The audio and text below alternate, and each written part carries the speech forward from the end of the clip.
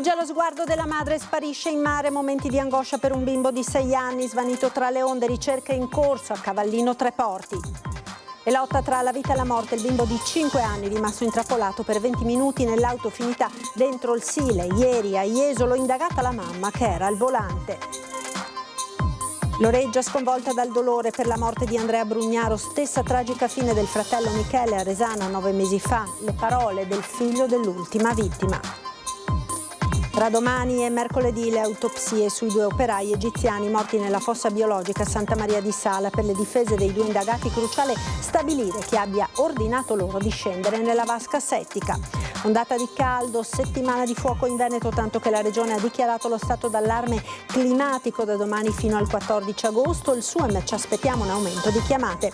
Regionali non si accettano veti, dice il coordinatore di Fratelli d'Italia De Carlo, riferendosi allo stop che potrebbe arrivare dalla Lega, che ha da poco cambiato casacca politica. Sono aumentati i posti alla scuola di medicina di Padova, lo conferma il direttore, un aumento proprio nell'anno in cui sparisce il test d'ingresso. Il grande calcio europeo sta per sbarcare a nord-est. Ultimi dettagli a Udine in vista della finale della Supercoppa UEFA. Buonasera e ben ritrovati con l'edizione del Veneto dei nostri telegiornali. Apriamo con la cronaca e con un'ultima ora che ci arriva da Cavallino Treporti, una notizia in aggiornamento perché nel litorale di Cavallino, nell'area di Cappasquali, si sta vivendo un momento di grandissima apprensione per le sorti di un bimbo di 6 anni sfuggito allo sguardo della mamma mentre faceva il bagno e scomparso in mare. L'episodio si è verificato oggi pomeriggio, poco dopo le 4:30, nella zona davanti al campeggio Vela Blu di Cappasquali. Subito in acqua si è formata una catena umana per cercare di individuare il bambino mentre si è mossa la macchina dei soccorsi. La Capitaneria di Porto ha inviato sul posto una motobarca, i vigili del fuoco stanno sorvolando l'area con l'elicottero, mentre da Mestre è arrivata anche una squadra di sommozzatori e naturalmente anche tanti bagnanti stanno seguendo con apprensione le ricerche, tanto che in spiaggia si è formata una catena umana di persone che stanno collaborando con le forze dell'ordine alle ricerche di questo bambino. Naturalmente vi aggiorneremo dovessero esserci degli sviluppi di questa notizia. E ce n'è un'altra che sta destando grande apprensione in queste ore, quella delle sorti del bimbo di 5 anni finito nel fiume, nel Sile, a bordo della macchina guidata dalla mamma. Ebbene, la Procura di Venezia ha iscritto nel registro degli indagati proprio la mamma che era alla guida della vettura. È indagata con l'ipotesi di lesioni colpose la 38enne di origine moldava che guidava l'auto finita nel Sile con a bordo i figli di 12 e 5 anni. Il bimbo di 5 anni è stato salvato dai sommozzatori dei pompieri dopo 20 minuti trascorsi sott'acqua ed ora lotta tra la vita e la morte, ricoverato in condizioni gravissime nella terapia intensiva della pediatria di Padova. L'iscrizione della donna nel registro degli indagati sarebbe un atto dovuto da parte della Procura per consentirle di nominare eventuali consulenti a difesa. La donna ha perso il controllo dell'auto a Jesolo, al bivio tra via Piave Vecchio e via Adriatico, oltrepassando l'argine e cadendo nel fiume. Lei e la figlia di 12 anni erano riuscite a mettersi in salvo risalendo in superficie, mentre il bimbo era rimasto bloccato nel seggiolino sul sedile posteriore con il mezzo che continuava a sprofondare. Non vorremmo che il destino di questa famiglia fosse segnato in maniera tragica da Jesolo, ecco, quindi continuiamo, preghiamo, nel frattempo la polizia locale fa il suo lavoro per cercare di ricostruire un senso a tutto quello che è successo. Seppure gravissime, le condizioni del bimbo rimangono stabili. Dopo l'uscita di strada, l'automobile è sprofondata fino a raggiungere il fondo del fiume a 7 metri di profondità. Prima di essere riportato in superficie dai sommozzatori dei vigili del fuoco, dopo 2 tentativi di salvataggio da parte di un cuoco 38enne tunisino ed un turista tedesco, il piccolo ha trascorso 20 minuti sott'acqua, bloccato dalle cinture del seggiolino. Data la lunga permanenza senza ossigeno, bisognerà quindi attendere che nei prossimi giorni i sanitari familiari possano valutare i danni patiti a livello neurologico e le eventuali possibilità di ripresa. A nome mio, a nome dell'amministrazione, ma direi di tutta la comunità isolana, c'è un pensiero e la preghiera continua per il piccolo che speriamo, nonostante la gravità della situazione, possa superare questo difficile momento. A Loreggia ora nel padovano profondo cordoglio dell'intera comunità per la scomparsa di Andrea Brugnaro, morto sabato in un incidente in moto, una tragedia che arriva a soli 9 mesi dalla scomparsa del fratello Michele, anche lui vittima di un incidente. Non sono momenti semplici per tutta la famiglia.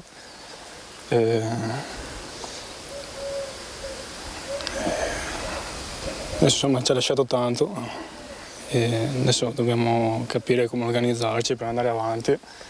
Insomma, anche io devo prendere in mano un po' le redini della situazione. Fa fatica a trovare le parole Daniel Brugnaro, il figlio di Andrea Brugnaro, morto sabato notte a Loreggia, in provincia di Padova, al confine con Resana, a bordo della sua moto. Con gli occhi protetti da dei grandi occhiali scuri, ricorda quel papà che gli ha insegnato tutto quello che sa. Io faccio manutentore per un'azienda di Resana, anche grazie a quello che mi ha insegnato mio papà, insomma, perché è un lavoro che bisogna conoscere molti. Sapeva fare tuo papà? Sì, era un tuttofare, infatti mi ha insegnato quasi tutto. Una famiglia distrutta dal dolore, quella dei Brugnaro. Mamma Ornella non riesce a parlare, ho il cuore troppo carico di dolore, ha confessato alla sindaca, che è andata a trovarla subito dopo l'incidente. Una famiglia molto unita che solo 9 mesi fa piangeva un altro figlio, Michele, 32 anni, anche lui morto in un incidente a Resana, in provincia di Treviso. Tutti uniti sicuramente, soprattutto ai miei nonni e ai fratelli, ai miei zii. Andrea non sapeva darsi pace per la morte del fratello Michele, ci confida il figlio. Non c'era giorno in cui non parlasse di lui.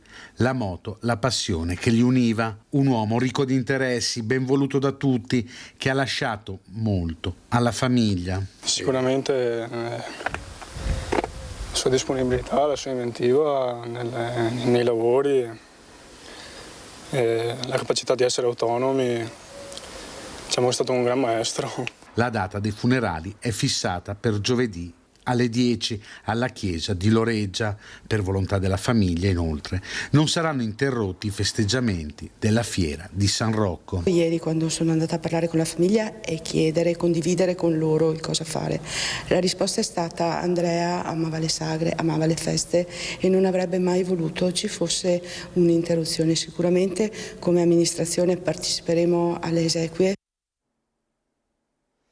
Tra domani e mercoledì le autopsie sui 2 operai egiziani morti mentre lavoravano nella fossa biologica di un'abitazione a Veternigo di Santa Maria di Sala. Le difese dei 2 indagati non nominano consulenti di parte. Le autopsie sui corpi di Ziad Mustafa e Sayed Mahmoud, i 2 operai egiziani morti venerdì scorso all'interno della fossa biologica di una villa a Vertenigo di Santa Maria di Sala, verranno eseguite in 2 momenti, la prima domani e la seconda mercoledì. Gli accertamenti saranno eseguiti dal consulente nominato dalla Procura nell'ambito dell'inchiesta per omicidio colposo che vede indagati Voinea, titolare della ditta Paolo Traslochi, e Andrea Pivetta, presidente della cooperativa CSSA di Spinea.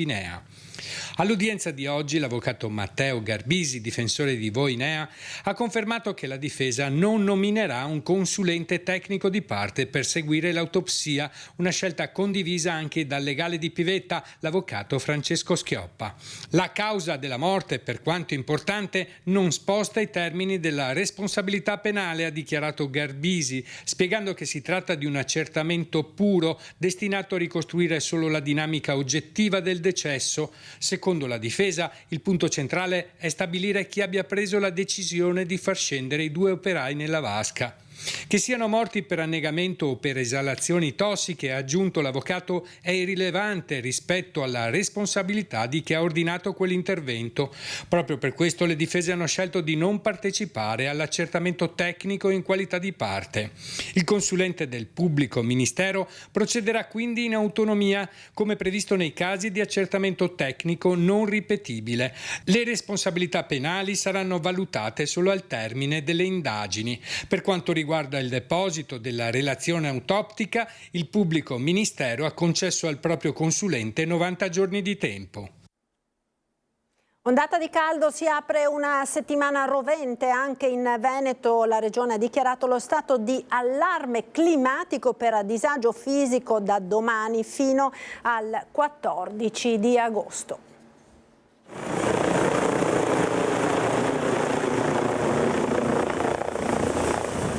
Rispondono alle chiamate, elaborano l'emergenza, inviano ambulanze e sono reattivi già in 4 minuti per volare con l'elicottero in tutto il Veneto. Sono le donne e gli uomini del SUAM 118 pronti per le allerte di Ferragosto, in particolare quelle legate al grande caldo di questi giorni. Lo sappiamo già per esperienza che dopo qualche giorno di caldo continuativo intenso ci aspettiamo nei prossimi giorni che aumenteranno queste criticità. Funziona che l'utente o il parente della persona che è vittima di questa esposizione eccessiva al calore chiama, noi inviamo il mezzo di soccorso e ovviamente dopo aver supportato le funzioni vitali del paziente lo portiamo in ospedale. I consigli per non finire tra le mani degli operatori sanitari sembrano banali, ma restano gli unici efficaci, specie per le persone considerate più fragili, come bambini e anziani. Col caldo si suda molto di più, come tutti sappiamo, quindi bisogna reintegrare questi liquidi bevendo magari di più, soprattutto i pazienti anziani che non hanno il senso della sete devono sforzarsi di bere anche se non sentono lo stimolo della sete. E ancora per quanto soprattutto riguarda i pazienti anziani che sono anche i più fragili, mi raccomando di non cambiare la terapia che usano abitualmente, che i farmaci che assumono sempre vanno continuati a essere assunti. Se ritengono di dover cambiare qualcosa si devono consultare con il proprio medico curante. Un lavoro, quello degli operatori, che passa per la centrale operativa che riceve le chiamate che poi vengono smistate a seconda della necessità. Può servire un'ambulanza con il medico oppure un'ambulanza con un infermiere, un operatore ALS. L'elicottero solitamente esce nei codici rossi e quindi nei casi più gravi. Ed ancora cronaca, ha tentato il suicidio in carcere a Treviso. Il giovane che sabato a Vicenza aveva seminato il panico in città ed era stato arrestato. Avrebbe utilizzato i suoi jeans nel tentativo di togliersi la vita il giovane 17enne di origini tunisine arrestato dalla polizia di Vicenza e portato al centro di prima accoglienza del carcere minorile di Treviso. Tempestivo l'intervento degli agenti di polizia penitenziaria che hanno dato l'allarme e allertato il medico nell'attigua casa circondariale che, arrivato in pochi minuti, ha praticato le manovre di rianimazione urgenti.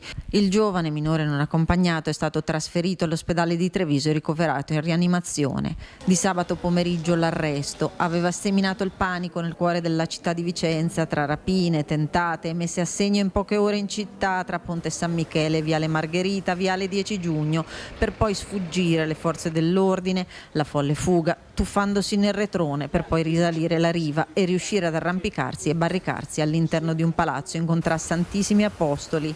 Di lì gli agenti della questura che si sono appostati davanti alla palazzina sono entrati riuscendo a bloccarlo. A intervenire sono stati 4 ragazzi, una ragazza e 3 ragazzi nostri delle volanti, giovani, ma preparati, responsabili, decisi, ma capaci di fare quello che è necessario fare, salvaguardando l'incolumità non soltanto di loro stessi, ma anche del soggetto che è stato arrestato, diciamo, per fortuna senza dover esercitare una misura, diciamo, particolare di forza, perché questo è stato possibile farlo grazie alla loro capacità. Certo, è stato utilizzato il taser, ma in un contesto all'interno quindi di uno spazio molto angusto di questo appartamento dove lui si era rintanato, dove non era facile vederlo, dove appunto avrebbe potuto anche essere molto pericoloso verso i nostri, che con coraggio si sono introdotti all'interno per catturarlo. Intervento delicato e rischioso in cui gli agenti hanno evitato il peggio, riportando la situazione alla normalità in sole 2 ore. E noi chiaramente eravamo già, prima che si introducesse all'interno di questo appartamento, sulle tracce, alla ricerca. Lui si muoveva d'altronde in modo irrazionale, random, non aveva un disegno particolare, era molto rapido a spostarsi e ha colpito in diversi punti. Chiaramente non era facile individuarlo con minor tempo di quello che poi di fatto si è realizzato. Io sottolineo, esatto, tutto questo, 2 ore mi sembra un tempo molto molto breve per porre fine a una situazione estremamente pericolosa che ha creato giustamente allarme. La politica ora con le prossime elezioni regionali e le tensioni all'interno del centrodestra. Non si accettano veti, dice il coordinatore regionale di Fratelli d'Italia, De Carlo.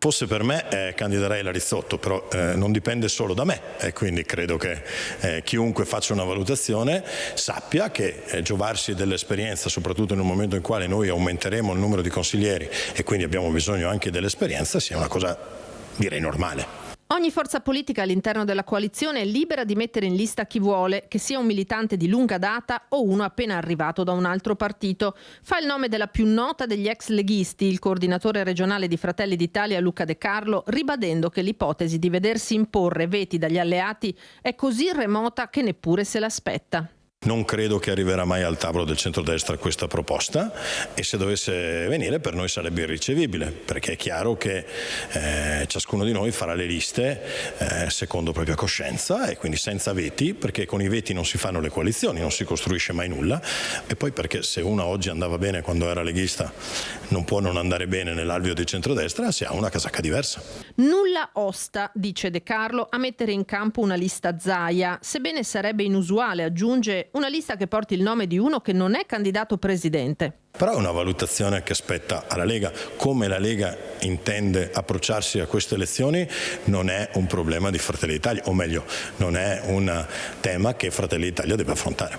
E anche questa è strategia. Il tiramolla che va avanti da mesi nella Lega fa intuire che è proprio all'interno del carroccio che questo tema è divisivo. Dare il via libera e rilanciare la palla ai leghisti altro non fa che metterli in ulteriore difficoltà e rafforzare Fratelli d'Italia.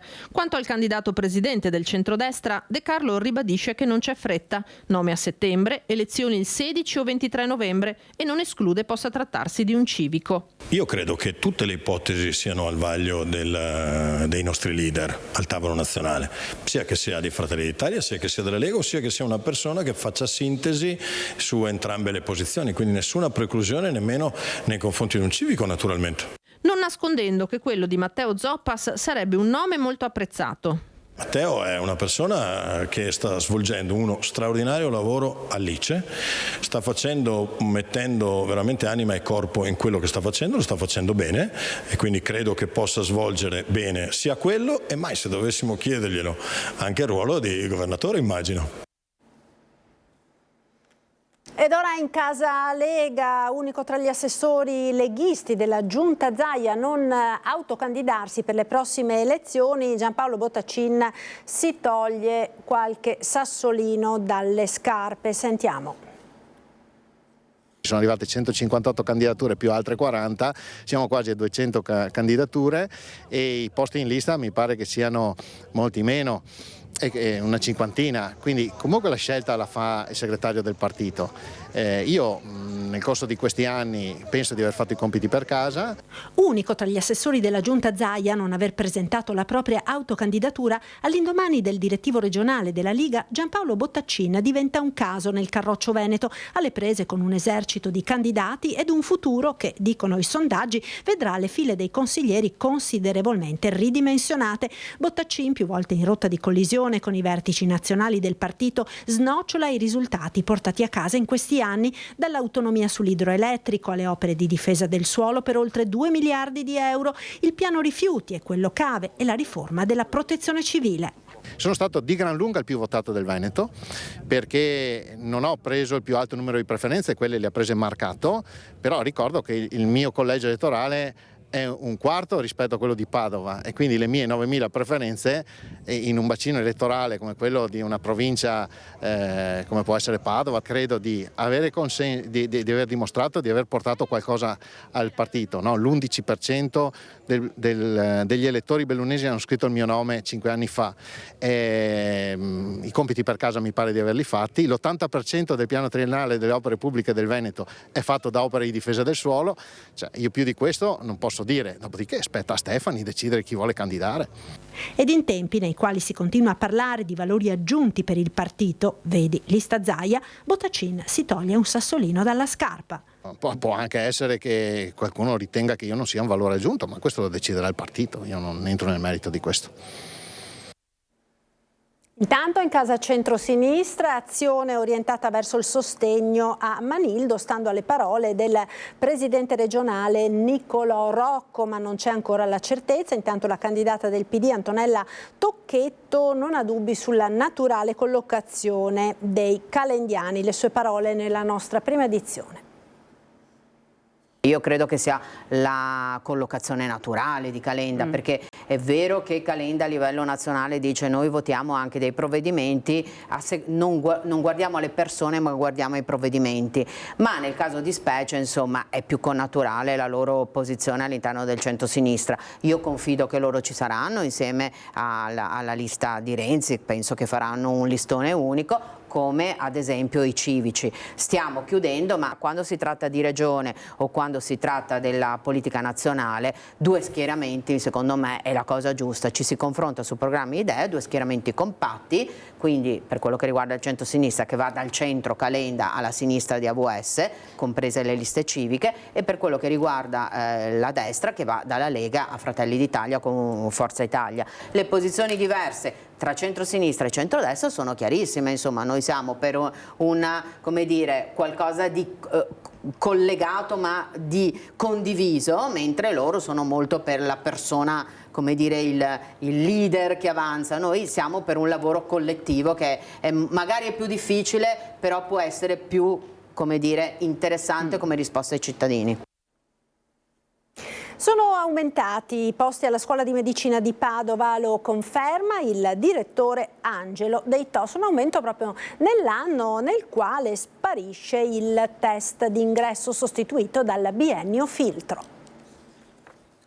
In realtà questo cosiddetto bimestre / semestre filtro è di fatto un esame di accesso. Noi abbiamo aumentato di un ulteriore 10% il numero di iscrivibili a medicina, portandoli a poco più di 600 posti, quindi devo dire che negli ultimi 5 anni abbiamo raddoppiato nella sostanza il numero di studenti iscrivibili. Per la precisione sono 686 i posti assegnati a Padova, 56 in più rispetto allo scorso anno. Questo nell'anno dell'addio al numero chiuso, dove però, come spiega il professor Angelo Deitò, direttore della scuola di medicina dell'Università di Padova, il primo biennio continua comunque a fare da filtro com'era con l'esame d'ammissione negli scorsi anni. Questo però ha portato a una diminuzione rispetto agli iscritti al test di circa un 20% rispetto alle medie degli anni precedenti. Abbiamo avuto probabilmente un po' meno richieste di quelle che noi immaginavamo, ma siamo nell'ordine di 2500-2800, probabilmente perché questa nuova formula genera nella sostanza un'incertezza. Nella formula precedente chi era ammesso era ammesso, oggi rischi, se non viene ammesso, di perdere un anno di studio, e quindi questo probabilmente ha di un pochino disincentivato l'iscrizione al semestre filtro. Lo sport ora, il grande calcio europeo sta per sbarcare a nord-est. Ultimi dettagli a Udine in vista della finale della Supercoppa UEFA. Mancano circa 58 ore al fischio d'inizio della finalissima di Supercoppa europea tra il Paris Saint-Germain e il Tottenham. È tutto pronto per i 2 giorni di festa a Udine in occasione della finale di Supercoppa UEFA. Tutto avrà inizio martedì 12 agosto con l'inaugurazione della UEFA Fan Festival in Piazza Libertà, con il taglio del nastro ufficiale alle ore 11. Il villaggio sarà aperto e fruibile per tutta la giornata di martedì e anche mercoledì. Il giorno del match, oltre all'attività in centro, Spazio anche ai tifosi delle due squadre finaliste che si troveranno, per la precisione, al Parco Moretti in piazza Primo Maggio, prima di partire in direzione dello stadio. Sul terrapieno di Piazza Libertà sarà possibile osservare le 3 coppe UEFA, Champions, Europa League e Super Cup, come è stato per tutte le tappe precedenti del Trophy Tour. Le 3 coppe più importanti del calcio internazionale saranno accessibili negli orari di apertura, martedì 12 dalle 10 alle 22, mercoledì 13 agosto dalle 10 alle 17:30. Alla UEFA Fan Festival saranno disponibili anche giochi, gadget e animazione serale con proiezioni dedicate all'evento calcistico dell'estate. I visitatori potranno anche acquistare il merchandising UEFA e bere qualcosa di fresco al chiosco brandizzato gestito da UEFA vicino a Palazzo d'Aronco. Il comune di Udine introduce una novità pensata per unire lo sport e le opportunità economiche. Dopo un attento confronto con le forze dell'ordine e in pieno accordo con le categorie, l'amministrazione comunale ha deciso di consentire ai locali pubblici dotati di The Horse esterni di trasmettere la partita della finale anche all'aperto sui propri schermi. Ed era l'ultimo servizio per questa edizione, grazie per essere stati con noi. Subito dopo la sigla, come sempre, le previsioni del tempo con il nostro meteo. Arrivederci.